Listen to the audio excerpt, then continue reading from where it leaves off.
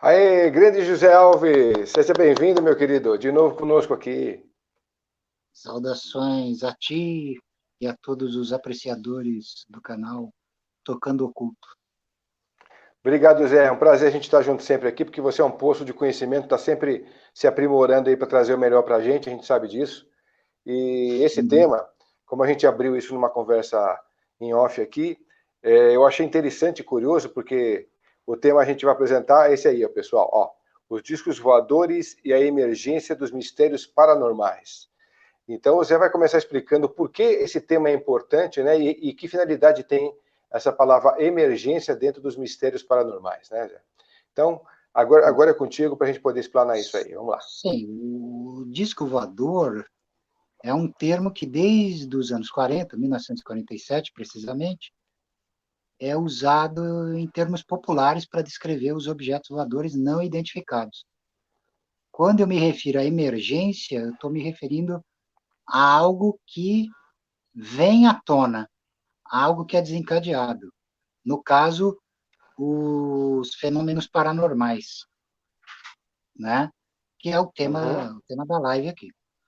Então, assim, aparições de objetos voadores, misteriosos no céu, existem desde os primórdios da história humana, tá? Eles foram relatados, a princípio, através das mitologias da humanidade e depois pelas crônicas das antigas civilizações, tal, tais como Egito, Índia, Roma Antiga, na Idade Média, passando uhum, pela Renascença, onde você encontra muitos vestígios, inclusive em pinturas, na arte da época, né? E chegando à Idade Moderna, né? A era atual, com esse termo uhum, popular de escovador. Então, por que que eu, assim, continuo usando esse termo aí? Porque tem muitos pesquisadores que acreditam que o termo já é obsoleto, porque os objetos voadores não identificados eles têm formas variadas, né?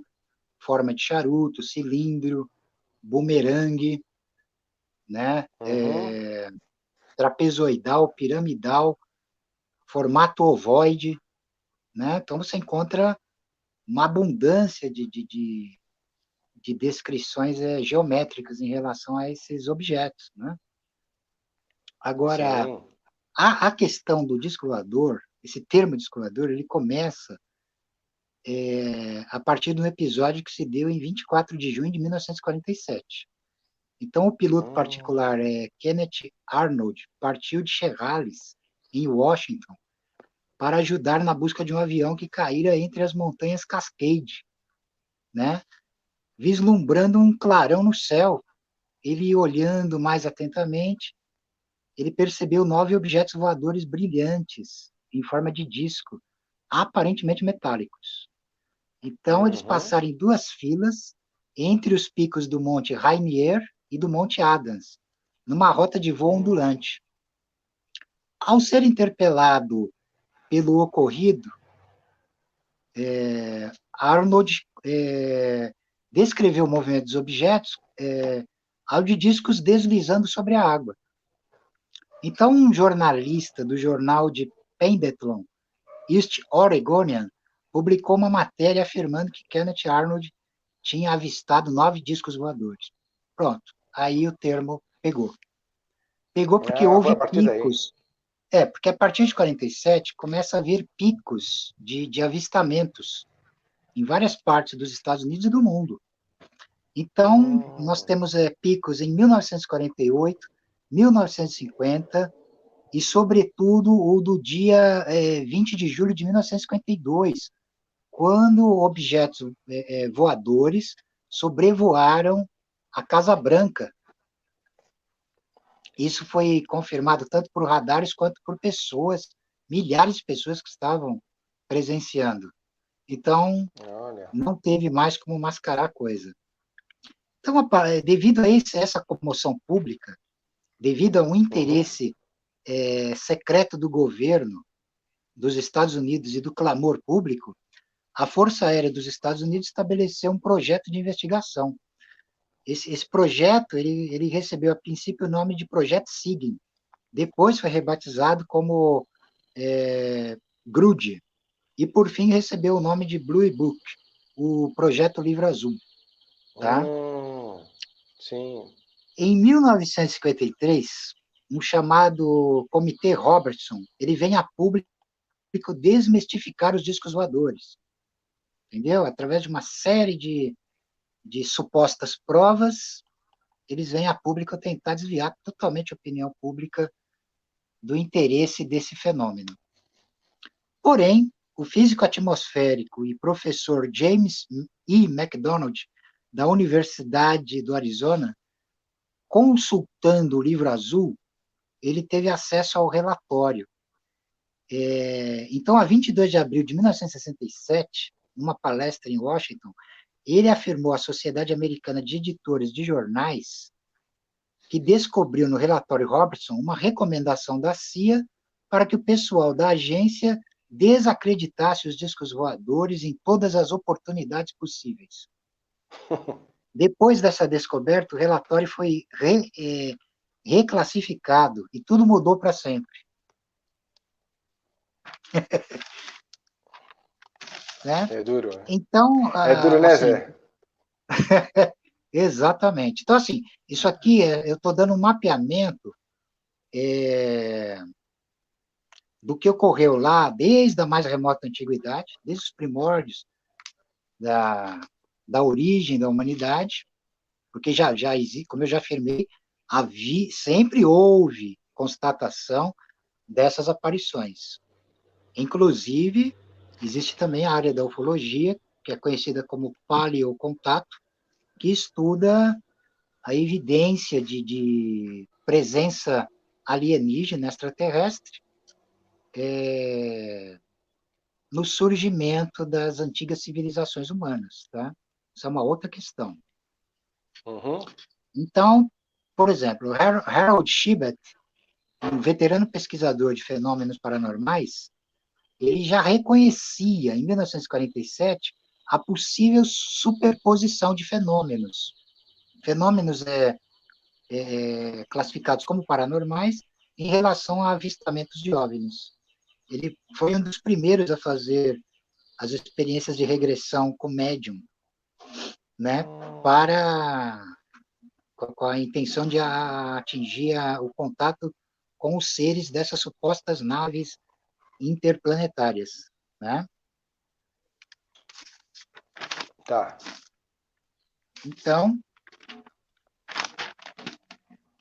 Então a existência de UFOs, ela é aceita. Ela é aceita como um fato. Sabemos que existem, mas o que são, de onde vêm e o que pretendem ainda é um mistério. Por quê? A configuração total do seu entendimento nos escapa, né? Levando em consideração testemunhos de contatados e tal, nós temos vestígios, tá? Mas é como se fossem fragmentos de alguma coisa cuja configuração ainda não se tem o entendimento total. Então, investigações mais profundas apontam uma forte relação entre os fenômenos de objetos voadores não identificados e os fenômenos parapsicológicos, tais como telecinese, profecia, telepatia e etc. Então, levantamos a questão, não seriam os discos voadores um ângulo de interpretação de imagens produzidas pela dimensão secreta de um universo oculto? Pode ser. Visões de objetos, sim, visões de objetos voadores desconhecidos nos céus são relatados desde os primórdios da humanidade, através de sua mitologia, crônicas de civilizações ancestrais, tais como Egito, Índia, Roma e etc. Na antiguidade eram vistos como sinais de Deus, na Idade Média como obra do diabo e seus seguidores, na era atual como naves de outras galáxias. Então, cada época tem a sua projeção de percepção cultural sobre esse mistério. Então, vou citar alguns exemplos. Pode falar, se tem alguma coisa para falar? Sim, eu me lembro de ter visto em alguns livros bem antigos, quando a gente fala sobre mundos intraterrenos, a Blavatsky também cita esses mundos intraterrenos com alguns vimanas, né? Então estão desenhados esses vimanas em vários É, eu já vou, pontos, né? eu já vou chegar, né? Já vou chegar nesse ponto aí. Você citou Beleza. Blavatsky, o livro Estâncias de Dzian, ele traz pistas sobre essa questão. Ele levanta também essa questão de inteligências extraterrenas, extraespaciais, extragalácticas, chegando aqui em épocas incalculavelmente antigas, né? Então, mas, Exatamente. por exemplo, vou pegar alguns casos até mais conhecidos, tá? O caso de Fátima, Nossa Senhora de Fátima, em 1917, onde 70 mil pessoas viram um globo de luz, cujo centro havia a descrição de uma senhora, que evidentemente os religiosos católicos identificaram com essa santa, a Nossa Senhora de Fátima. A aparição de Nossa Senhora de Guadalupe no México e a visão de Joseph Smith, do anjo Moroni, que originou a Igreja de Mormon nos Estados Unidos, obedecem os mesmos padrões de fenômenos paranormais e extrasensoriais, cujas essas aparições desencadeiam. Tá? Os objetos voadores não identificados, eles não são totalmente físicos ou necessariamente voadores, porque existem, como é que se diz, comprovação de materialização, desmaterialização, descontinuidade do tempo, né? Embora, logicamente, de uma percepção humana, a coisa esteja ali pairando na atmosfera, fazendo movimentos parecidos com os aviões terrestres, né? Atualmente, os próprios físicos, eles admitem que tempo e espaço são estruturas bem mais complexas do que se imaginava até então.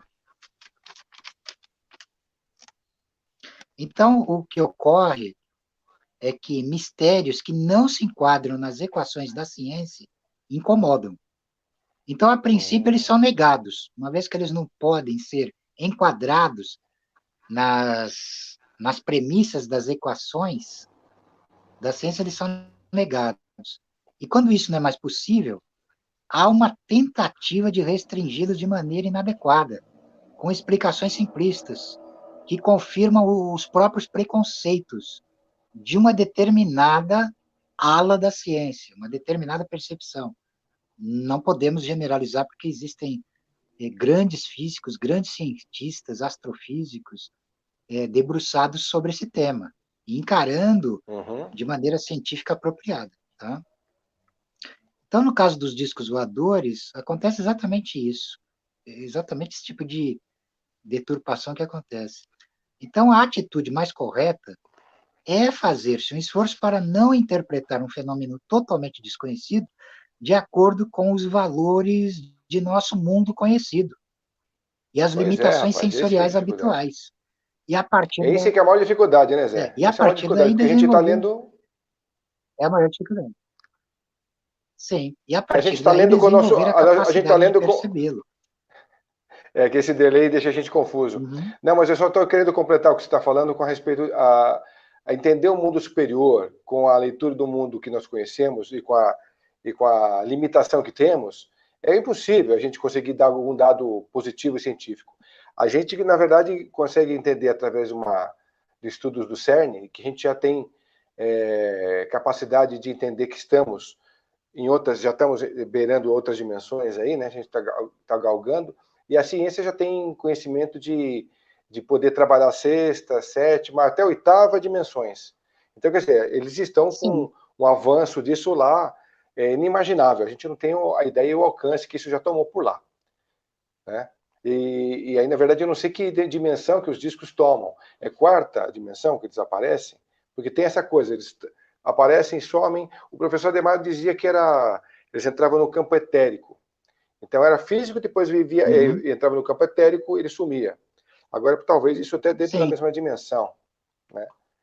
Então, é faz, só para faz completar. sentido.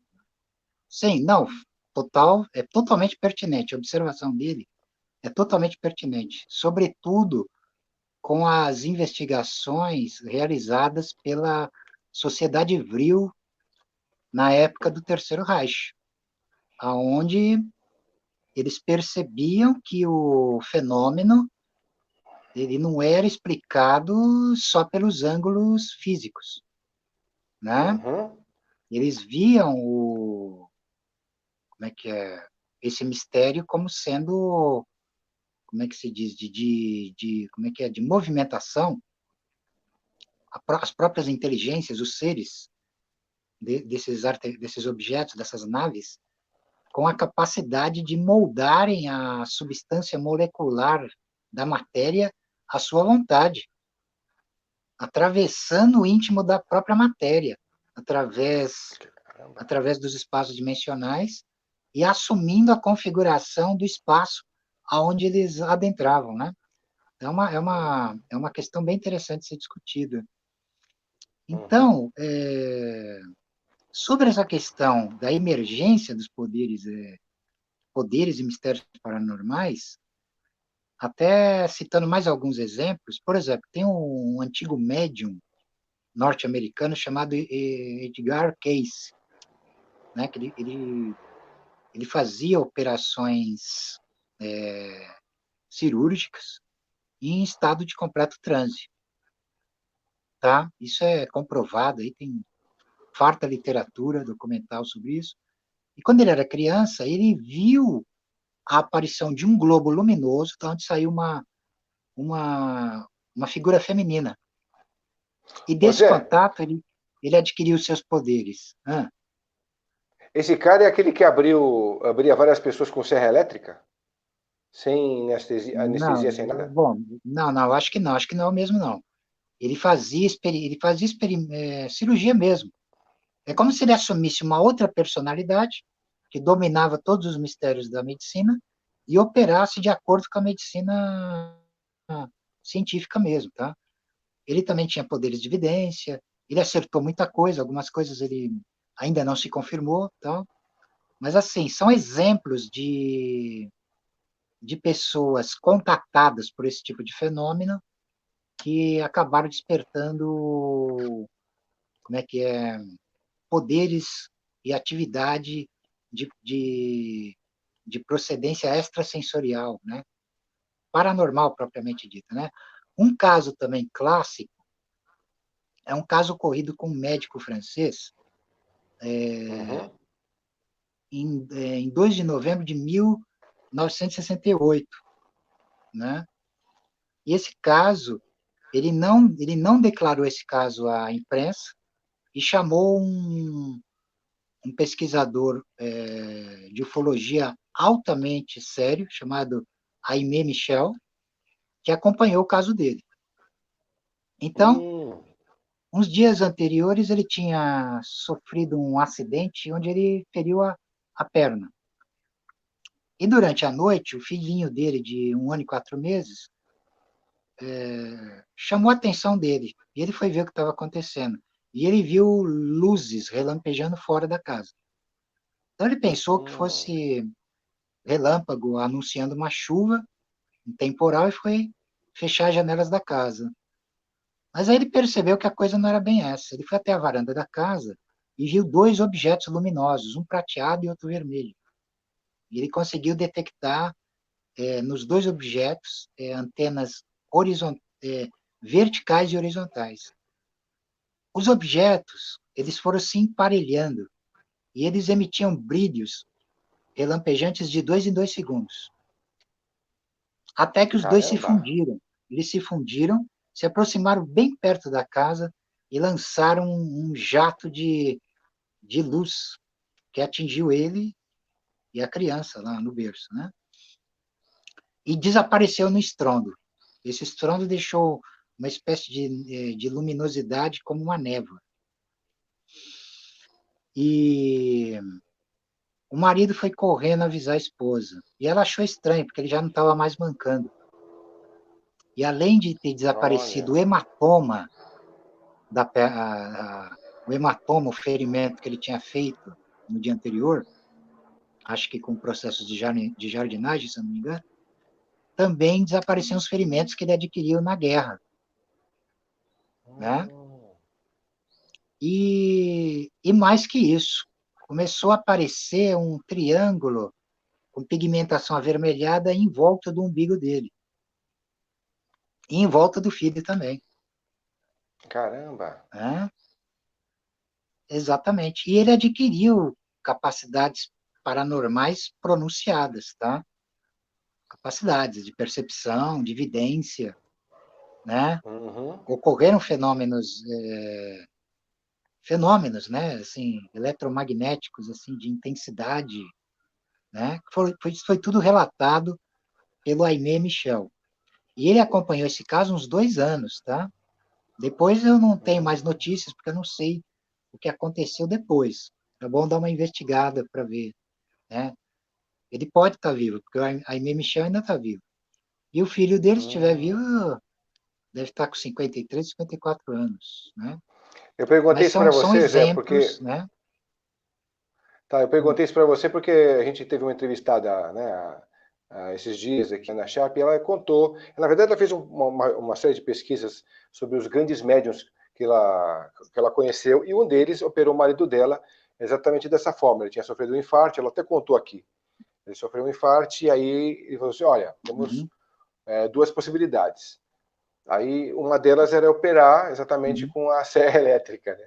E a outra era bem pior, né? Então, vamos fazer assim? Vamos. Então, toparam fazer. O uhum, cara foi aberto com serra elétrica e não sangrou. Ele saiu do hospital, acho que se não me engano, no mesmo dia ou dia seguinte, sem dor nenhuma. Ele falava com você com o peito todo aberto. É incrível. E aí, o que é mais incrível é que o cara morreu 6 meses depois dela ter conhecido uhum, e morreu de picada de abelha. Você acredita? Morreu com uma picada de abelha. O cara uhum, era incrível, assim, era super-humano, sobre-humano, né? E o cara teve essa uhum, infeliz realidade de encontrar com uma abelha, a abelha picou ele e pronto, já era. Bom, é desculpa do plano para tirar uhum. o cara de circuito, né, de circulação. Né? Mas desculpa, continua aí. Não, é interessante. Bom, você também tem que ter cuidado, porque assim, esse tipo de fenômeno mediúnico paranormal, pelo menos até em grande parte, ele pode ser reproduzido por técnicas de ilusionismo, tá? Então, assim, é legal sempre observar cada caso, porque existe isso também, né? Não tem como deixar de constatar. E existem, de Ela filmou fato, isso. não, não, eu sei, existem, de fato, fenômenos aí comprovados, inclusive de cura espiritual, que realmente acontece mesmo, Sim. tá? Agora, também existe uma classe de charlatães que usam técnicas de ilusionismo que são bem avançadas e conseguem também reproduzir fenômenos muito parecidos com esses fenômenos aí paranormais, né? Uhum. Então, você citou a questão a questão dos Vimanas, né? Que estão descritos Isso. na literatura da antiga Índia, né? Mas que Uhum. você também observa em outras civilizações, seja do Oriente Médio, seja da Suméria, ou do próprio Antigo Egito. Você vai encontrar o mesmo tipo de, o mesmo tipo de artefato ou percepção relacionada a esses mistérios aí, que é interessante. Né? Eu Uhum. até escrevi um artigo chamado Homo Alien, onde eu trato dessa questão, onde eu faço uma correlação entre os Vimanas, os Yantras, os Mudras e os Mantras. Né? Eu vou fazendo um link. A Né? pessoa que está interessada em conhecer sobre isso, ela encontra onde? Bom, eu vou apresentar aqui, daqui a pouco eu vou apresentar uma literatura sobre o assunto, tá? Já posso mostrar sobre os Vimanas aqui? Espera aí que eu vou mostrar. É que você falou de Homo Alien, se a pessoa quiser saber sobre os teus estudos, que você deixou à Tá, eu já vou disposição, falar. onde ele se encontra. Tá. Eu já vou falar. Agora, tipo assim, esse livro aqui, chamado Vimana, Vimana, a Aeronáutica da Índia Antiga e da Atlântida, do David Hatcher Childress, né? Sumiu a Uhum. imagem. Peraí, tá voltando a Peraí. imagem. Pronto, Então, pronto. eu vou mostrar de novo. Uhum. Tá, Vimana, tá a legal. Aeronáutica da Índia Antiga e da Atlântida, de David Uhum. Hatcher Childress, né? Tá aqui, Editora Madras. Esse livro é importante porque ele traz a tradução dos manuscritos originais, né? Não é um texto de ficção.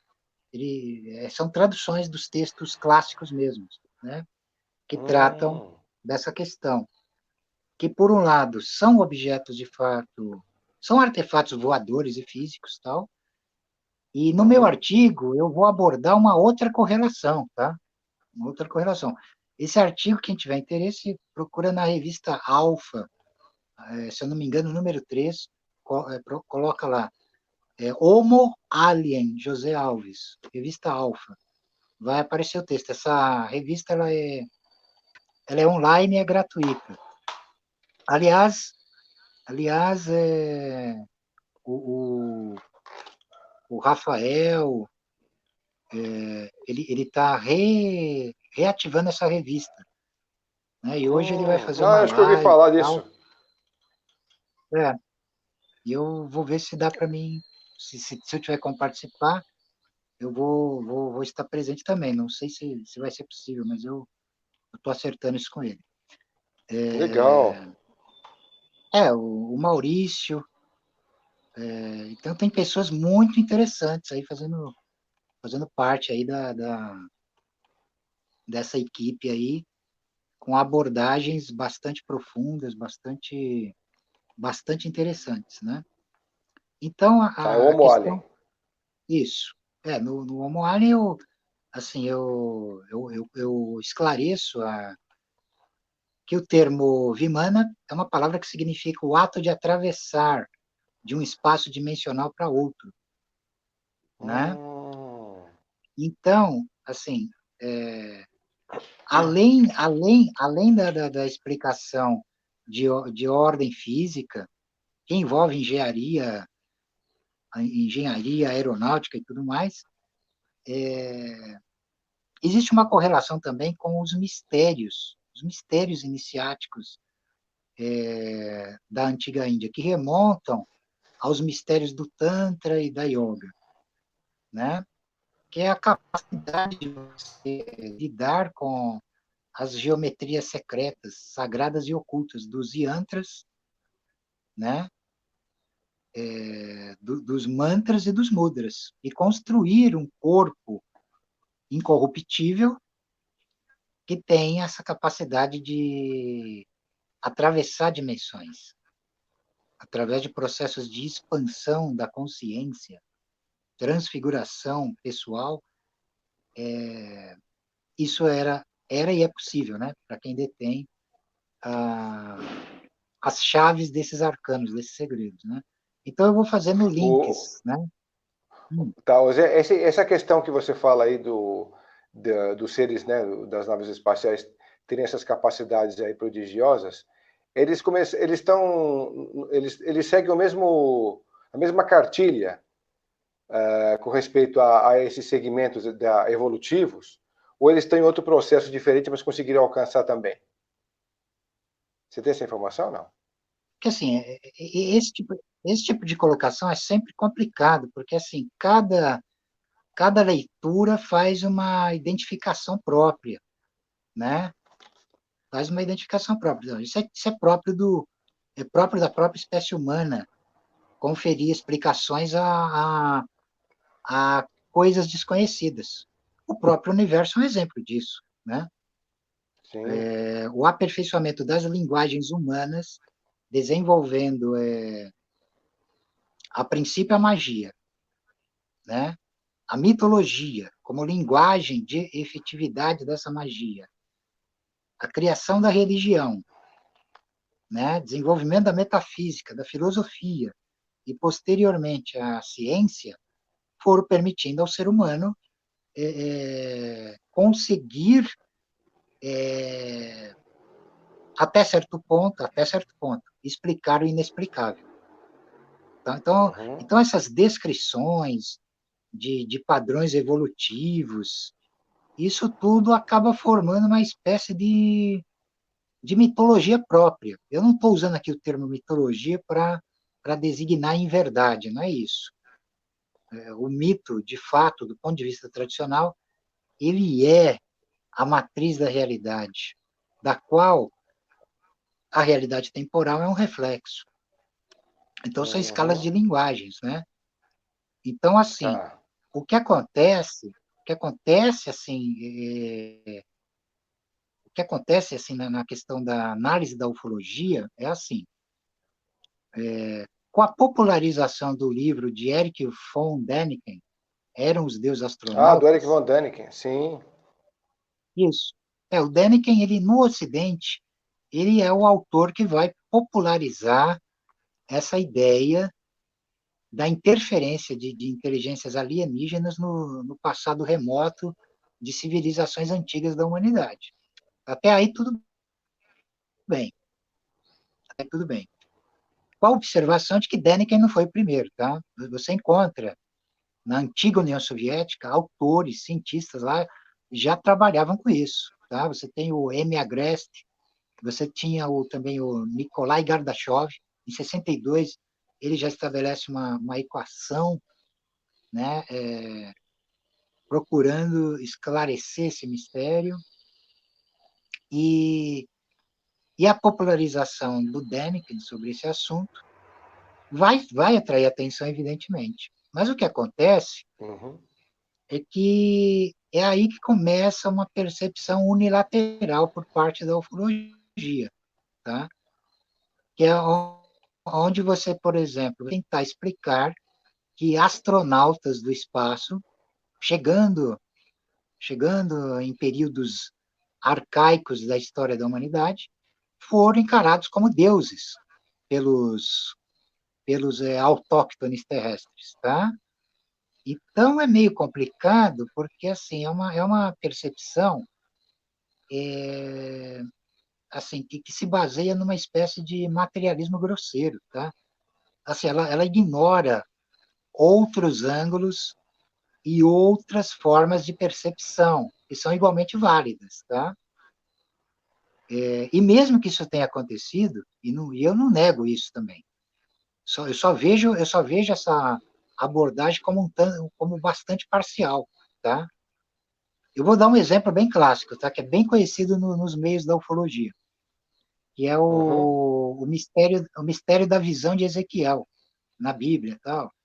Então, os estudiosos da ufologia, eles vão descrever isso como uma abdução sofrida por Ezequiel. Ele teria sido levado num artefato. E pode muito bem ser, tá? Só que aí entra uma outra questão. Essa experiência de Ezequiel, da carruagem, que é chamada de Merkavá, ela vai originar uma percepção fundamental na Cabala, tá entendendo? Fundamental. Então, a experiência de Ezequiel ela é reproduzida até hoje por cabalistas experientes, por rabinos experientes, cabalistas experientes, que realizam o mesmo mistério, né? Que é a abertura de portais ocultos e o deslocamento para as instâncias desses mistérios, obtendo experiência mística e estática de altíssimo nível, tá? Então, a experiência de Ezequiel, ainda que tenha sido um fenômeno ufológico de abdução, ela não elimina essa outra contraparte de percepção extrasensorial de fundamentação metafísica, entende? Então, a minha busca de estudo é justamente uma percepção unificada desses mistérios, né? E não uma espécie de mutilação, de aleijamento, em que você tenta impor uma visão simplista, muito simplista, que não consegue, todavia, também, de qualquer forma, chegar ao cerne da questão. Então, isso é uma coisa que acontece muito na ufologia. Quando você pega aquela série Alienígenas do Passado, que é muito interessante, eu também gosto, eu também assisto, só que existe essa tendenciosidade aí também, tipo assim, de nivelar todos os mistérios e fenômenos a escafandristas do espaço, entendeu? Quando você começa a Uhum. perceber que a coisa não é bem assim. Ela não é bem assim, ela escapa dessa análise restritiva também. Ela vai muito além, Uhum. né? A própria emergência desses fenômenos paranormais, materialização, desmaterialização, existem casos de humanoides alienígenas atravessando a matéria de paredes sólidas, as próprias naves se materializando e desmaterializando. Então, assim, o que ocorre é que há um mistério que vai muito além da tecnologia desenvolvida pela humanidade até agora e da própria percepção humana. A percepção humana, como eu já falei em outras situações, ela está restrita e moldada pelo movimento em três dimensões. Três dimensões, né? Então, ela vai Uhum. tentar encaixar fenômenos que estão para além da quarta, quinta, sexta, dentro das suas três dimensões. Aí acontece a Uhum. deformação, acontece a limitação, né? Então, é esse detalhe que eu estou querendo chamar a atenção nessa nossa discussão aqui de hoje. Nós E podemos muito bem voltar a colocado, viu? abordar, nós podemos voltar a abordar o tema muitas vezes, com várias abordagens e outros aspectos, mas essa abordagem de hoje, ela foca nisso. Então, assim, há alguns autores, lógico, que vão além disso, tá? Então, isso não é, felizmente, isso não é uma unanimidade nos meios ufológicos. Então, um dos grandes estudiosos que eu cito aqui é o astrofísico francês Jacques Vallée. Ele é um dos primeiros a questionar essa forma de percepção e apresentar abordagens mais amplas.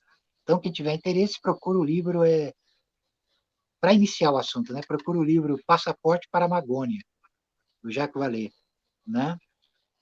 Outro autor interessante também, importante, é o Robert Temple, que escreveu O Mistério de Hum. Sirius, tá? Eu esqueci de colocar ele aqui próximo, tá? Mas eu estou citando ele. Ele saiu aqui em português, é editado, traduzido e editado pela editora Madras, tá? Robert Temple, é um livro do comecinho dos anos 70, tá? Hum. Um outro autor francês, esse eu coloquei aqui, Tá. é o Guy Tarede, As Crônicas dos As Mundos crônicas. Paralelos, da editora Edifel. Hum. É muito interessante. Uhum. Também é um livro que data dos anos 70, mas a abordagem é mais ampla. Não fica restrito Hum. a essa visão mais simplista e unilateral, né, de cunho materialista e pueril de uma certa ala da ufologia. Uhum. Né? Um outro livro que eu Tá. acho também importantíssimo, é que já que eu estou mostrando, eu vou já fazendo aqui o apanhado, é esse livro aqui, Contatados, Hum. do Cláudio Tsuyoshi Suenaga. É publicado pela revista UFO, Biblioteca UFO, da revista UFO, né? E Tá. é um livro importantíssimo para quem quer se introduzir no tema da ufologia de um modo geral e também mergulhar nesse aspecto que nós estamos discutindo aqui hoje. Eu recomendo a leitura Uhum. desse livro. Tá? Tá. Outro livro do Guitar Edge, importante, é esse aqui, ó, OVNI. OVNI e as civilizações extraterrestres, uma constante vigilância sobre a Terra. Ele também aborda, Hum, e continua abordando a temática sob outros ângulos mais aprofundados. uhum, Um outro também autor veterano aqui no Brasil, no campo da ufologia, é o Ernesto Bono. Tem aqui A Grande Conspiração Universal, A Humanidade Ameaçada, editora Zenda. Tá? Tem outra edição também com hum, outra capa. Tá? A minha edição é essa. Aqui ele faz um relatório muito aprofundado, descrevendo, como é que se diz, toda essa, como é que é, ação extrasensorial e paranormal provocada por essas inteligências alienígenas, tá? É isso. Não sei se tem mais algum livro aqui, deixa eu ver. Tem um aqui que eu acho interessante. Ele tem um título que aparentemente não tem a ver com o tema.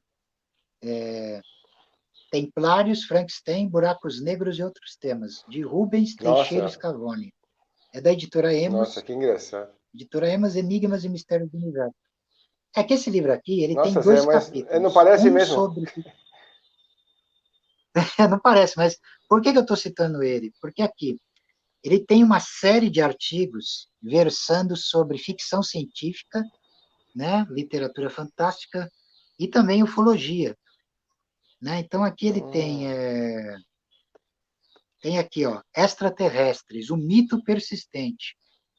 E outro artigo, os discos voadores e o círculo maior. O terrestre e o extraterrestre. Então, só por esses artigos aqui já hum. vale. Eu recomendo essa leitura. Tudo bem, podemos continuar.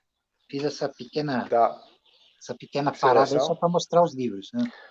Ô Zé, você tem a informação a respeito deles também serem intra e não extra? Ou uma parte deles serem intraterrenos? Assim, do que eu andei pesquisando esse tempo todo aí, que assim, eu me Uhum. interesso por esse assunto desde muito pequeno, tá?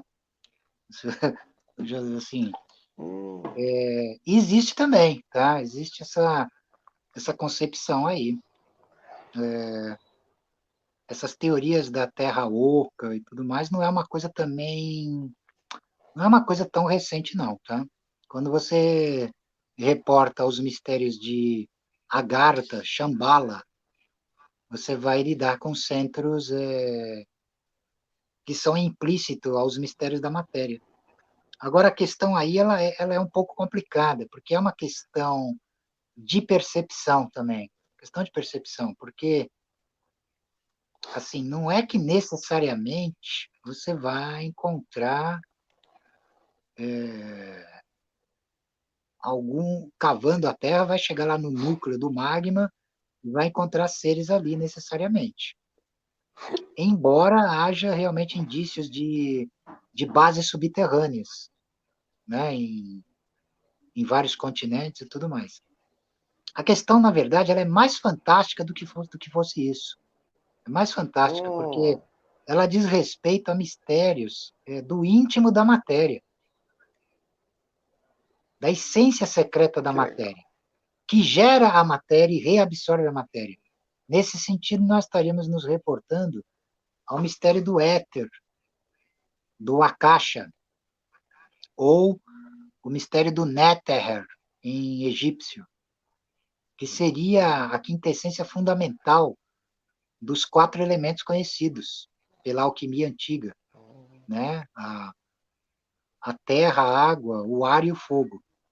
Então, o quinto elemento é o éter, Então, que é que é um nome, na verdade, para uma coisa que é inominada, que é um verdadeiro mistério também, né? Mas que é a fonte de uhum. poder também, fonte de poder, que permite o seu conhecimento e domínio permite fazer coisas prodigiosas, coisas além dos limites da percepção ordinária, tá? Então, aí entra essa questão do intra que você está colocando aí. Mas a coisa vai além. Ela vai além porque, assim, ela desafia limitações de micro e macro, escalas de micro e macro, em termos quantitativos, né? Tem a ver, por Que exemplo, quer ver? legal. Um livro que foi muito...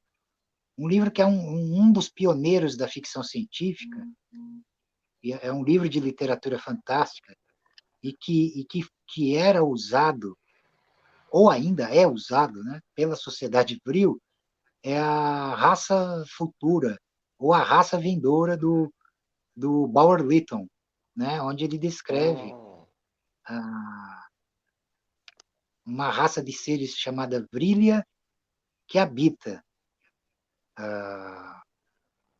o interior da Terra, né, uma região subterrânea e tal, e que essa espécie, num determinado momento, se prepararia para dominar a superfície, para vir à tona, dominar a superfície. Então é nesse livro que você vai encontrar a expressão vril, energia vril, né? Que influenciou muitos autores ocultistas, né? Principalmente o ocultismo nazista, né? No, no período que antecedeu e no período do Terceiro Reich, né? É um livro de fato que é. contém chaves iniciáticas, somente para quem é capaz de entender, quem é Hum, capaz de ler. Uma pessoa comum que lê vai ver um bom livro de fantasia, ficção científica, nada mais do que isso. Mas para hum, aqueles que detêm as chaves, conseguem ler as correlações arcanas com esses mistérios. Né? hum, muito legal. Uhum, Ô, Zé, essa questão toda que você está falando sobre. A gente, eu estou perguntando sobre os intra porque eu tive que fazer essas leituras do Terra Oca, o uhum, Mistério da Índia na Europa, lá com o Ivisão Veidre, entre outros livros, porque eu tinha que falar lá no, em Paranapiacaba sobre os intraterrenos, né? sim. E Agartha, Shambhala, Duarte, Badagas e Uhum, tal. É interessante, né? Você vê como se fosse uma casca de cebola, uma é, interpenetrando a outra e tal. Essa questão das afinidades com os ETs, por exemplo, que o pessoal fala assim, bom, os Greys são, na verdade, androides, né? Que são comandados por seres superiores a eles que estão nessa linha de frente aí. Quais as informações que uhum. você tem nessa graduação, nessa hierarquia eteia, vamos dizer assim? Você tem alguma informação disso, não? Eu tenho as informações que são essas classificações habituais que você encontra nessa vasta literatura, tá? E aí é uma questão complicada de você falar qual que é certo e qual que é errado, Pois né? é. Embora até tenha, mas para você trazer isso de forma categórica a público é muito complicado. Essa ideia, essa ideia como é que se diz, dos Greys sendo semi-biônicos, tal, isso eu conheço sim. De fato, uma coisa nós entendemos que eles não sejam de fato uma espécie, digamos aí, dominante numa escala hierárquica. Agora existem várias, eu já vi várias assim classificações de ordem hierárquica dentro dessas espécies, tá? Então, assim, eu me acautelo como é que se diz? Querer sistematizar isso de uma maneira muito categórica, né? Porque essa coisa também ela já é como é que é disseminada para velar o velar o verdadeiro fundamento, né? Hum, Então, então você tem isso, né? Agora, assim, essas classificações, inclusive, não é uma coisa recente, não. Examinando os escritos de Nag Hammadi, gnósticos, você já tem ali referências, cara, até muito mais pormenorizadas, né? Mas eles descrevem, logicamente, eles descrevem essas inteligências como arcontes. Arcontes é um termo próprio da gnose e vem de arcai, arcai. né? Designa seres que são anteriores ao tempo e ao espaço, e que se miscuíram entre a humanidade. Os gnósticos não têm uma visão, digamos, positiva deles. Eles encaram eles como, como é que se diz, infiltrados, sabotadores da espécie humana, né? Praticando todo tipo de manipulação. Então é interessante também, é um dado interessante de ser investigado para você coletar informações que, com certeza, esses antigos tinham com mais profundidade do que, a, do que as pesquisas modernas alcançaram, né? Aonde eles vão colocar essas hierarquias aí também, né? Eles classificam ali, eu tô me reportando essa literatura porque é uma literatura que eu julgo mais séria do que essas classificações arbitrárias modernas, tá? Tá. Que serve mais para esconder a coisa do que para de fato adentrar Revelar. no mistério propriamente dito. Então eles falam de um tipo que é embrionário, lembra um embrião, e o outro tipo que é reptoide. E o reptoide é classificado como superior. Ele está acima desses seres que eles descrevem como embriões. Eles fazem uma comparação com o embrião, porque de fato esse tipo Grey, com cabeça avantajada, olhos oblíquos, queixo fino, o nariz com duas pequenas fendas, né? É muito parecido. Então era nesse sentido que eles chamam esses seres de embrionários. Então eles descrevem esses dois tipos de seres atuando, né, em dimensões ocultas à humanidade, ocultos entre a própria humanidade, assumindo a forma humana e se miscuindo no meio dela e manipulando a realidade, manipulando as Ô, Zé, estruturas da própria matéria e da realidade. Hum. ô, Zé, eu vou fazer uma pergunta que acho que as pessoas também vão ficar, assim, curiosas em saber a resposta. Qual a ligação que tem entre esses seres com a nova ordem mundial, com os Illuminati? Tem alguma coisa? Bom, existem várias teorias da conspiração, até de um livro que no programa sobre Illuminati, eu mostrei o livro do Sérgio Rotan, que é Governantes Invisíveis e Sociedades Secretas. Aqui no Brasil, ele saiu pela editora Emus, começo dos anos 70, tá? Onde ele aventa que seres alienígenas estariam no topo, na cúpula do comando das sociedades secretas que comandam o mundo. Assim, pessoalmente, eu acho isso bastante plausível. Eu não tenho como provar isso aqui de forma Categórica. histórica categórica, porque isso aí não tem como. Você não vai. Isso aí não tem como. Como tá do. Como é que é? Esses mistérios, como eu costumo dizer, e eu digo isso no meu artigo também, no Homo Alien, esses mistérios eles estão ocultos do outro lado dos sentidos. Do outro lado dos sentidos da própria humanidade.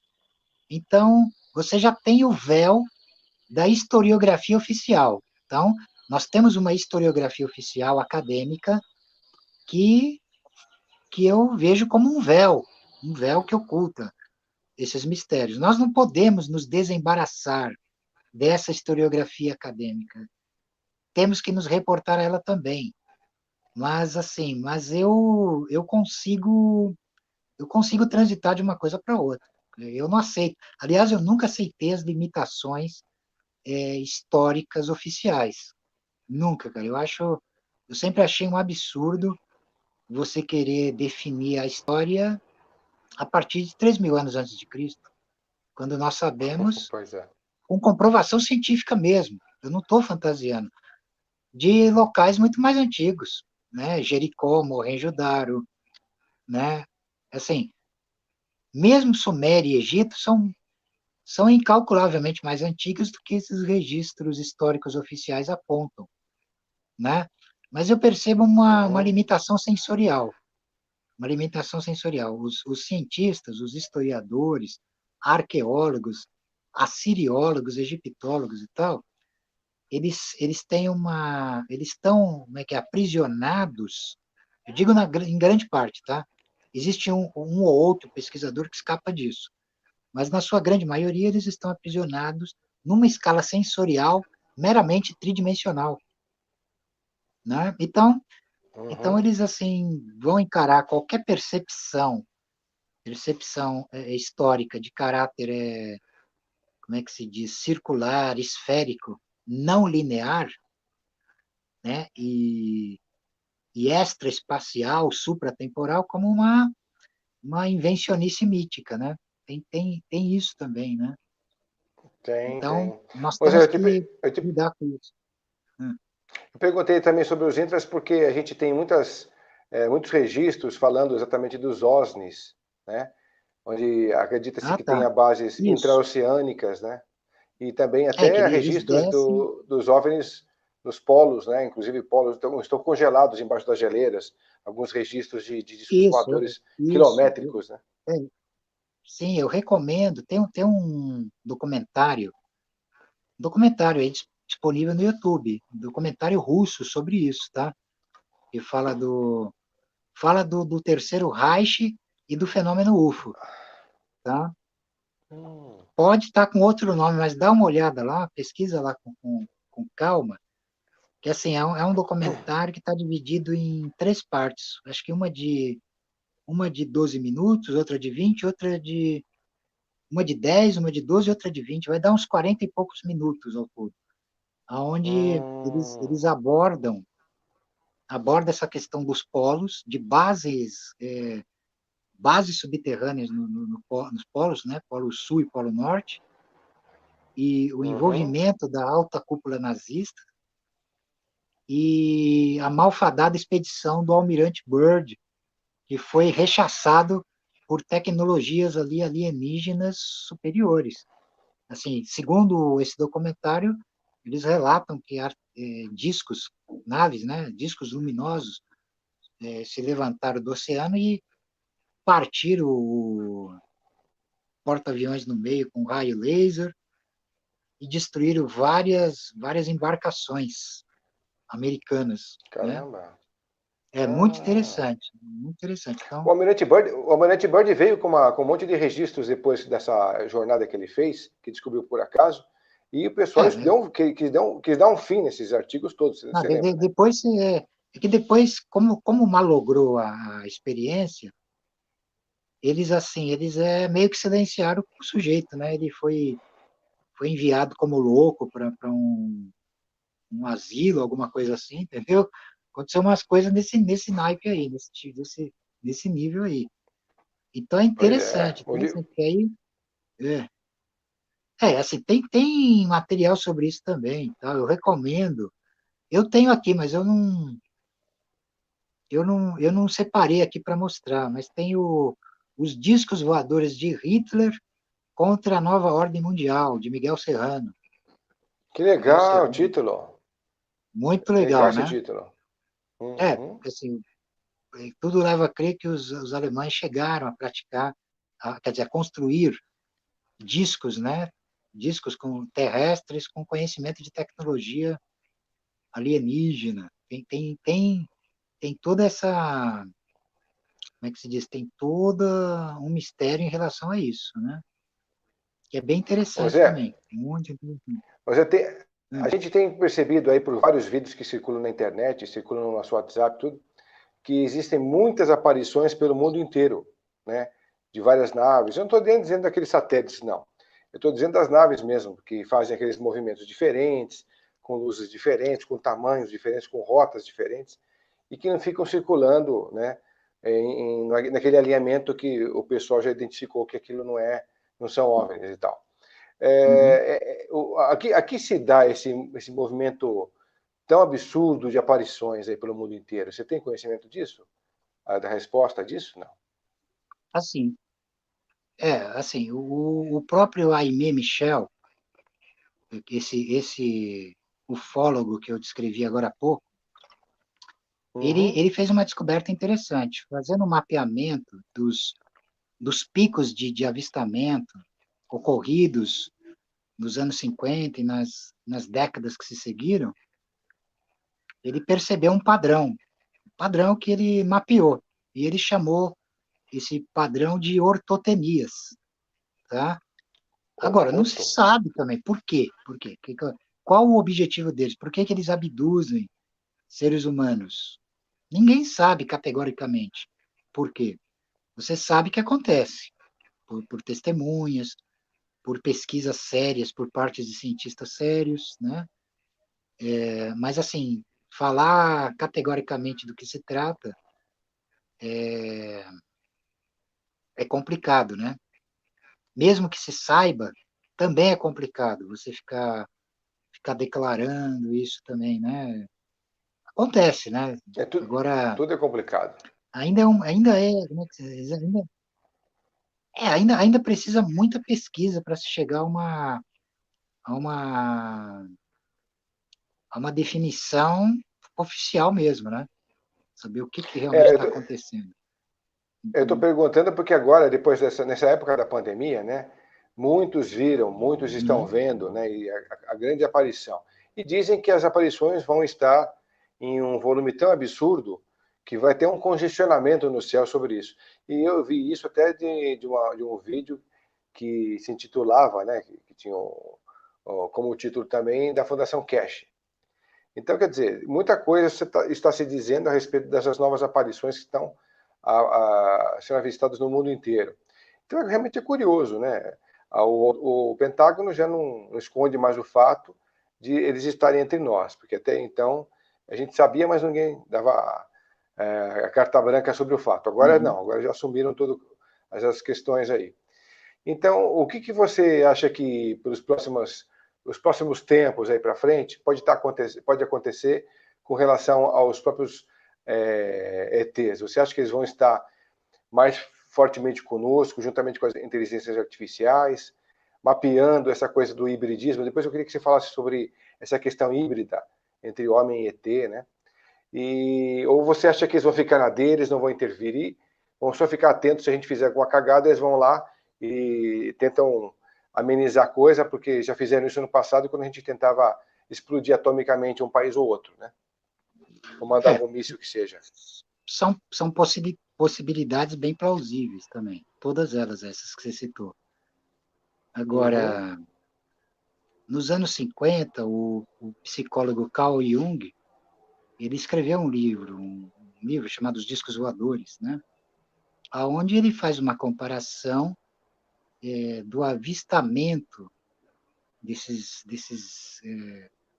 discos luminosos no céu, uhum. demarcando, demarcando uma espécie de mudança nos dominantes psíquicos da mente humana, parecidos com os que aconteceram da virada do paganismo para o cristianismo, né? Então, isso aí, com certeza, está em andamento, vai provocar algum impacto considerável na percepção sensorial humana e pode levar à descoberta e vislumbre de coisas que a humanidade nem suspeitava, né? Não suspeitava em termos formais. Até Uhum. se sabe da existência disso tudo, tal, mas isso fica velado nas sombras, né? Você fica se questionando uma série de coisas. Por que seres tão avançados viajam distâncias incalculavelmente distantes para chegar aqui e não se apresentarem? Se escondem, Pois é. né? Uhum. Qual é um tipo de então assim assim a questão ela está entremeada de De várias mistério mesmo. camadas, né? Camadas sobrepostas de mistério e realmente tem alguma coisa algo que realmente está no controle aí e que mantém essas estruturas tal como quer, né? Tal como e os poucos que conseguem despertar e tal ficam calados, não se pronunciam, né? Ou deixam a coisa rolar em termos de deformação de informações, né? Como os governos, não só o governo americano, todos os governos do mundo, eles fazem um trabalho desinformação. Desinformação. E deixam os absurdos correr solto, tipo absurdos, né? Seitas malucas, que criam verdadeiros cultos, né, em relação a, a esses mistérios, né? Que você encontra isso aí também, né? E não é uma coisa recente, não. Desde os anos 50 tem esse tipo de manifestação. Então isso aí acaba atrapalhando, cara. Acaba atrapalhando Zé, o porque que que você tem de cria uma mistificação. o que que você tem de informação a respeito do hibridismo deles conosco? Olha, assim, tem muitas teorias sobre isso, cara. Agora eu não posso também afirmar nada categoricamente, tá? Um dos caras que eu vejo que assim que é muito sério, eu recomendo, é o Corrado Malanga, que é um pesquisador, um cientista italiano, que ele mergulhou nessas pesquisas através de processos assim de regressão. E ele tem uma teoria interessante. Ele defende a tese de que eles estão em busca do conhecimento da alma humana, controle da alma, né, humana, mais até do que da própria genética. Embora, embora deva ter algum interesse também nesse campo, né? Nesse campo, porque assim, existem tradições muito antigas que dizem que a espécie humana, estou falando até mesmo em termos de hermetismo, vai. Ele afirma que essa filosofia afirma que no início, quando essa espécie humana foi criada, ela foi criada com todas as potências do universo. Cada hierarquia cedeu uma parte de si para a formação desse microcosmo humano, essa espécie humana, né? E a maneira como eu abordo essa questão no meu artigo, o Homo Alien, porque eu coloco a humanidade como uma máscara do alienígena, né? Eu não restringo também o termo alienígena a astronautas espaciais, não. O termo vai muito além. O termo significa estrangeiro, estrangeiro, o estranho, aquele que vem de esferas ignotas, das trevas exteriores, impenetráveis. Esses são os alienígenas por excelência. É termo egípcio que foi adotado pela gnose, né? Então, eu vejo ali nesse texto eu faço uma inter-relação entre os dois, entre a, entre o humano e o alienígena, tá? Esse alienígena, ele pode ser o duplo desperto do ser humano, e o humano pode ser a máscara de cera que esse alienígena usa para se mover entre a espécie humana, entendeu? Estou meio que resumindo aqui, né? Interessante. Teria que ler o artigo para Inter- entender onde eu chego com isso, Que né? legal. E as pessoas encontram o teu artigo aonde? Na revista Alpha, que é uma revista online. Vai procurar no Google, vai aparecer. Coloca Homo Alien José Alves, né? Uhum. Eu faço uma Vamos lá, espécie hein? de, eu criei essa expressão até brincando com as escalas científicas, né? Homo sapiens sapiens, Homo Hum, erectus, tal. Eu coloquei o conceito do Homo Alien, que se alinha com as mitologias arcaicas do xamanismo, esses mistérios do Tantra, né, do próprio Yoga, né? E uhum. eu vou fazendo uma síntese disso, fazendo uma inter-relação entre Vimanas e Antras, mantras e mudras. Através dos mantras e mudras é possível sintonizar os yantras, construindo eles. O yantra pode ser transfigurado num Vimana também. Os Vimanas, como Hum, naves espaciais, estão sob a tutela, o domínio dos yantras, como máquinas de controle do universo. Que é isso que o yantra significa. Né? Yan, hum. curvar, reger e dominar. E Tra é máquina. Então, é uma máquina de controle da realidade. Isso é de uma tecnologia incalculavelmente superior, tá? Embora ela seja incalculavelmente superior, alguns indivíduos notáveis da espécie humana alcançaram ela. Alcançaram. Até fazendo um link com outros comentários aí de lives anteriores, que eu fiz uma descrição do modelo dos 8 circuitos da mente, elaborados pelo Robert Anton Wilson e pelo Timothy Leary, que eram dois cientistas neurologistas, né?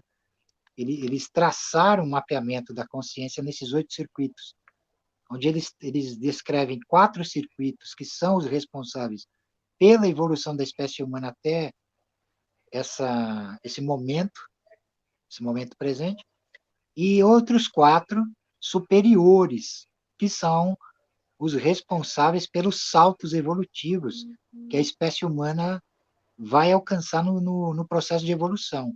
Só que como isso não está restrito a um parâmetro de tempo meramente linear, isso já foi feito no passado mais remoto da humanidade, pelos antigos xamãs, por exemplo. Eles conseguiam acionar os 8 circuitos superiores, os 4 circuitos superiores, formando os 8. E eles manifestavam poderes.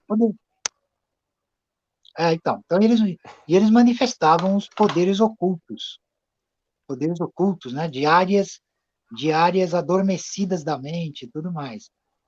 E esse texto pode ser encontrado traduzido na internet também. Procurem nos sites de magia do caos que vocês vão encontrar, os 8 circuitos da mente.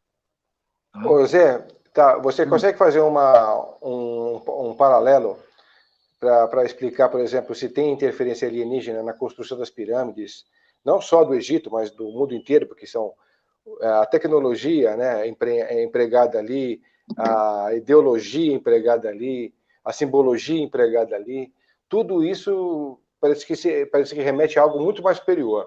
E além disso, como é que foi também essa construção dos gigantes da Ilha de Páscoa, né? Aqueles desenhos do deserto de Nazca, lá que tem aquelas simbologias estranhas e tal. Que paralelo você faz nesse respeito com eles? Tem algum paralelo interessante? Bom, até tem. Assim, existem correlações entre as pirâmides pré-colombianas, nas civilizações pré-colombianas, as pirâmides de Gizé, no Egito, né? E pirâmides também na Ásia, na China, né? Você vai encontrar correlações, tá? É interessante porque, assim, historicamente, não existe nenhuma comprovação que esses povos tinham contatos, né? A não ser por algumas pesquisas aí um tanto mais aprofundadas, tal, tipo Thor Heyerdahl, que é um antigo arqueólogo, que ele construiu um barco Ra, né? No esquema que os antigos egípcios faziam, e conseguiu atravessar da África, né? Ele atravessou o oceano, mostrando que era possível esse tipo de viagem naquela época. É interessante isso. Tá. Agora, assim, povos que não tinham aparentemente nenhuma ligação construíram coisas, padrões, por exemplo, como pirâmides e tal. Há esse alinhamento interessante, né, de coincidência, entre aspas, que não é coincidência. Eu particularmente vejo, sim, um fator alienígena nisso aí. Agora é uma questão um tanto complicada, porque, por exemplo, o próprio governo egípcio, ele sempre, oficialmente, ele vai, através dos seus arqueólogos, seus eminentes arqueólogos, comprovar e demonstrar que não teve alienígena na história. Que as pirâmides foram construídas pelos antigos egípcios, tal, né? Por terrestres, por humanos e tal. E, por outro lado, nós percebemos mistérios também que não se encaixam nas descrições oficiais, tá? E como conciliar isso? É aí que está a questão.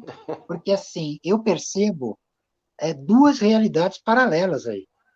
Por um lado, Uhum. os cientistas eles não estão errados quando eles levantam suas teses. Eles não estão errados. Embora a outra tese também alienígena também não esteja errada. Né? Eu acho assim, existe uma coisa é o véu da outra. Uma coisa é o véu da outra. Uma coisa está velando a outra. Uma percepção histórica está velando outra. Né? Então, são poucos os que conseguem pegar as rachaduras que existem nesse modelo científico humano atual, atravessar e perceber configurações de caráter extra-humano, alienígena propriamente dito, né? E isso também está amplamente relatado nas mitologias, e aí vai depender da interpretação também, né? Como cada um é capaz de ler aquilo e efetivar aquilo ali. Mas o véu sempre vai se manter, cara. Eu acho que até um certo ponto ele vai se manter sim, ou sempre mesmo, né? De fato, sempre se mantém, Uhum. porque o arcano dos arcanos, ele nunca vai se mostrar, ele se oculta, né?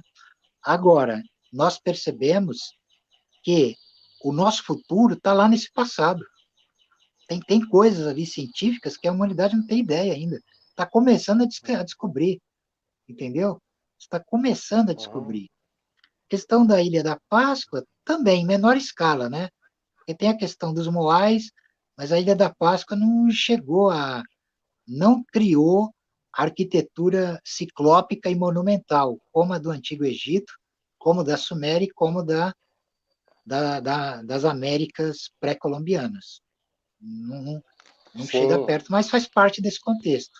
De alguma forma está alinhada, né? Tá alinhada. Uhum. Eles, inclusive, falam da utilização de uma energia chamada mana para a locomoção dos moais, né? Daquilo lá. Essa Uhum. questão da energia é interessante, porque o nome mana é um nome de origem polinésia, que existem equivalentes em várias culturas, tá? Várias culturas Uhum. vão usar um nome para designar essa energia. Né? Os chineses chamam de Qi, os hindus de Prana, né? Uhum. O, os alemães, os nazistas lá da Sociedade Vril, chamavam de Vril. O, o ocultismo moderno ele chama de grande agente mágico universal. Né? Os alquimistas chamavam de azote. Então, sempre tem um Uhum. nome para designar essa força misteriosa, né? esse, esse poder oculto que dá àquele que o domina o estado de um Deus, né? Daí para além, né? De um Deus para além, para o que seja além. Então tem isso, mas eu vejo a coisa dessa maneira, te respondendo, né? Tá, legal. Bom, Zé, a gente está chegando Esse, aqui. uhum. Você tem mais alguma colocação importante que você não fez ainda, que você acha interessante e importante fazer?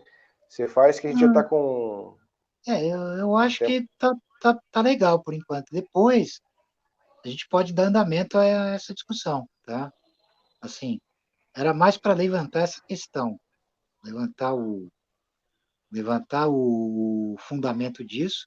Nós podemos depois fazer outros programas abordando outros aspectos desse mistério da ufologia, né? Ufologia, Zé, eu esqueci de perguntar uma coisa para extraterrestre. você. Ah, Tá, eu esqueci, desculpa, mas eu acabei esquecendo de perguntar uma coisa para você que agora me veio à cabeça. ah. Tem alguma relação do afundamento de Atlântida com os OVNIs, com os discos voadores? Eles participaram de alguma forma desse desastre, desse evento? Ou eles só foram testemunhas oculares do fato? Você sabe disso, de alguma Se coisa disso ou eles, não? se eles, não, que eles tenham sido responsáveis necessariamente, é uma questão complicada, porque assim, os Atlantes, em termos de escala evolutiva, eles eram deuses para a humanidade, você entende? Eram deuses e tal. Uhum. Aí existe uma série de mistérios relacionados ao porquê da submersão da Atlântida, né? As linhas, as Sim. linhas de, as linhas ocultistas mais superficiais, eu falo superficiais no sentido de que não conseguiram acessar os mistérios maiores, aquilo que está para além dos véus. Elas vão fazer projeções de pecado, alguma questão moral, tá? Alguma questão moral. Independente disso, que isso é sempre um véu, é sempre um véu. Existem mecanismos ocultos que levam ao ocultamento e aparição cíclica desses, como é que é, desses estágios evolucionários, né? O Atlante é um deles. Antes dos Atlantes, nós tínhamos os hiperbóreos. Agora, a própria humanidade está à beira de sofrer algo parecido, né? Então, assim, então esses Uhum. processos, eles são cíclicos. Esses processos de quando um império, quando uma civilização de magnitude superior, ela se ergue e quando ela declina, né? É claro que Uhum. essa descrição, ela é paralela, ela está fora da descrição histórica oficial. A história ela só se interessa, ela nem acredita na existência da Atlântida. Eles julgam que a Atlântida seja uma lenda, né, criada por Platão para elucidar alguns conceitos filosóficos da própria doutrina platônica, tá? Né? Até o próprio Aristóteles acreditava também que fosse só uma, uma forma filosófica do Platão descrever, Uhum. descrever a sua doutrina filosófica, tá? Agora, de um ponto de vista paralelo, em termos de tradição, é interessante, porque ela dá também uma descrição cósmica, assim, de magnitude superior, né? Onde você vai ver ali a evolução em termos dos ciclos, que se alinha com os ciclos, por exemplo, dos yugas, os yugas do hinduísmo, com o ciclo das 4 idades dos gregos, que vem de Hesíodo, né? E as 4 idades também dos nórdicos, que é a era do ouro, a era de prata, a era de bronze e a era de ferro, tá? De ferro. Então, Uhum. você encontra em todas essas tradições. Então, você faz um link com essa tradição, essas tradições aí, que algumas escolas tradicionais de ocultismo abordam, né? A teosofia é uma delas, Uhum. a eubiose é outra, e vários. Os nazistas tinham sua própria Rosa visão, Cruzes. tinham sua própria, eles também tinham sua própria visão dessa escala, né, tal. Porque, assim, é que cada doutrina, lógico que ela vai se afirmar como a mais correta, mais séria. Mas a coisa não é bem assim, né? Não é bem assim. Porque, por exemplo, os teosofistas, eles apontam que os nazistas deturparam conceitos, conceitos antigos da tradição e tal. Mas, assim, quando você examina isso com mais calma, não se trata de deturpação. Porque se você for levar essa questão de deturpação às últimas consequências, você vai alegar também que a Blavatsky e a teosofia também deturpou conceitos de caráter hinduísta tradicionais arcaicos. Não se trata de deturpação, né? Nem no caso deles, nem no caso dos nazistas. Por quê? Você está aplicando uma originalidade, entendeu? Uhum. Originalidade é o que se espera dentro desses meandros, né? A menos que você seja um tolo, né? Então é aí que vai surgindo, vai emergindo os mistérios pelas mãos dos seres supra-humanos mesmo, entendeu? Eles fazem a coisa acontecer e ela ganha uma coerência, ela tem sua própria coerência interna, tal. É um assunto longo, a gente poderia discutir isso numa outra Sim, outra live, né? configuração. Mas Não, eu estou é perguntando isso para isso. você. Eu estou perguntando para você porque eu já ouvi e já li também alguma coisa a respeito de que os discos foram responsáveis até para trazer esse povo, essa nova era que viria depois da Atlântida, que é essa área semita, que é a nossa raça atual, Uhum. para um outro ponto do planeta, onde lá começaria a vida, aquela história toda que a gente já sabe da Bíblia, que veio consequência de lá, né? E também Ah, que também foram responsáveis por... sim, é interessante. E foram responsáveis Entendi. também na hora que É teve o interessante. afundamento, levaram um monte de situações para o interior da Terra, né, nesse afundamento da Atlântida, inclusive a divindade, que agora já não aparece mais para a humanidade, mas também todo esse agregado intraterreno, né, que a gente chama agora de intraterreno, mas naquela época era extraterreno, né, que estava na superfície da Terra, também foi com eles. Então, teve muitos mistérios envolvendo os Vimanas nessa passagem aí. Ah, tudo bem, tudo isso é muito interessante. Agora a questão é a forma de leitura. Forma de leitura, porque se você tem uma forma mais externa, de caráter mais exotérico, e você tem uma leitura esotérica, cara, secreta. Então, esses que têm a leitura mais superficial, que não atingiram Uhum. nenhuma maturidade espiritual, é claro que eles vão encarar a coisa em termos meramente morais. Ah, aconteceu porque foi punido, porque praticou o mal. E não é isso, cara. Não é isso aí, não. Assim, é uma coisa mais profunda, tá? Essas escalas Hum, de, essas escalas descomunais de manifestação e reabsorção, elas fazem parte do jogo. É ela que expressa hum. o próprio movimentar do jogo, tá? Então Olha, Zé, acontece esse tema isso. é um tema Ora os maravilhoso. deuses, É um tema maravilhoso esse aí para a maravilhoso. gente começar numa Ora os outra live, deuses, cara. sim, ora os deuses se manifestam, ora eles se ocultam. E eles se velam, eles Uhum. deixam os véus. Então cada um fica dentro do seu limite do seu limite de suportar a verdade. À medida que a verdade ela é cruel, ela é terrível, não é qualquer um que suporta. Então ele tem que ficar ali na periferia da coisa. Tem que se vai assumir, ele vai adotar os véus da coisa. Ele não vai conseguir chegar lá, porque quem chega lá são os senhores dessa coisa. São aqueles que dão as cartas. São aqueles que Hum, suportam. Eles são deuses, eles dão as cartas e não tem conversa. Entendeu? Os outros obedecem. Os outros servem. Eles são, como, vou te dar um exemplo, é como atores figurantes num filme, numa peça de teatro, né? Eles não uhum, apitam nada, cara, não manda nada, né? Então ele não tem como, e hum, nem tem como saber a coisa. Como não tem como saber, ele vai projetando suas fantasias, como é que é, suas esperanças, porque é uma necessidade disso, cara, não tem como, né? Não tem também como ser de outra maneira. Há necessidade dos véus, há necessidade dessas religiões e ordens de rebanhos para cuidar a demanda dos rebanhos, né? Essa manada hum. que não tem condição de alcançar a automestria vai ter que se virar com isso aí, né? Não tem muito o que fazer. Mas é legal discutir isso numa outra e Sim. uma outra live com mais tempo, né? Com mais tempo. Inclusive com abordagem específica, né? Porque agora a gente está entrando, na verdade, com o tema dos OVNIs, né? Com os discos voadores, os mistérios, enfim.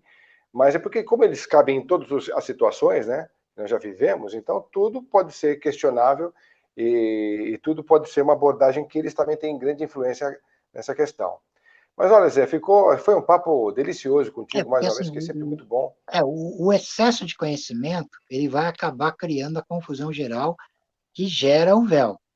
Agora, dentro disso tudo, claro que existem verdades, cada um vai ter que se esforçar para conseguir entender, né? Para isso, só através de processos assim de Iniciáticos mesmo. esforço iniciático, de esforço sobre-humano, porque aí você transfigura suas estruturas sensoriais e é capaz de apreender aquilo que não tem nome.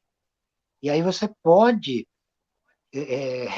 ordenar essas escalas, entende? Mesmo assim, você vai ser obrigado a velar também. Você não vai jogar Hum, isso de público abertamente. Não ocorre assim a coisa, né? uhum. É isso, né? Bom, Zé, Então tá ótimo. Bom, foi um papo delicioso aqui, como sempre, né? Com você Sim, aqui. Fica um filme que a gente vai conversando e vai imaginando ele acontecendo, assim, né? É isso. delicioso. E a gente agora vai fazer uma live aberta aqui também com a turma aqui do YouTube, a respeito de um tema também que é bem interessante, que é o sonho, a morte e a magia, né? A gente agora Sim. vai finalizar esse tema aqui com o pessoal. A gente só pode agradecer ao pessoal. E não esqueçam, pessoal, de curtir o canal, de indicar o canal para os amigos e também fazer os contatos com o Zé, que estão aqui. Eu vou deixar o contato do Zé pela última vez aqui também na tela. A gente deixou durante o programa todo, você circular aí as informações.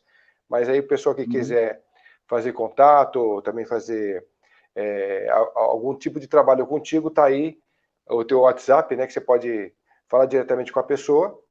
E o Zé, para Uhum. quem não sabe, pessoal, ele é um extremo conhecedor de sonhos. Estou revelando aqui, Zé, não sei se eu posso revelar, mas o Zé é um profundo conhecedor das simbologias dos sonhos. Então, você que tem aí, de repente, uma curiosidade em querer fazer uma consulta com o Zé a respeito dessas simbologias e o que isso significa, tá um ótimo convite para vocês aí participarem diretamente dessa história com ele, pelo telefone, e exporem as suas questões. O Zé vai deixar isso registrado num momento específico aí, né, num encontro com vocês, interessados, e a gente vai seguindo com novos temas também com ele na sequência. Zé, obrigado mais uma vez por a gente estar junto. A gente encerra agora, então, nessa questão, né? E vamos ficando por aqui, então. Obrigado mais uma vez, tá, Zé? Tchau. Valeu você com a gente aí. Valeu. Até breve. Até então, Zé. Obrigado. Uhum.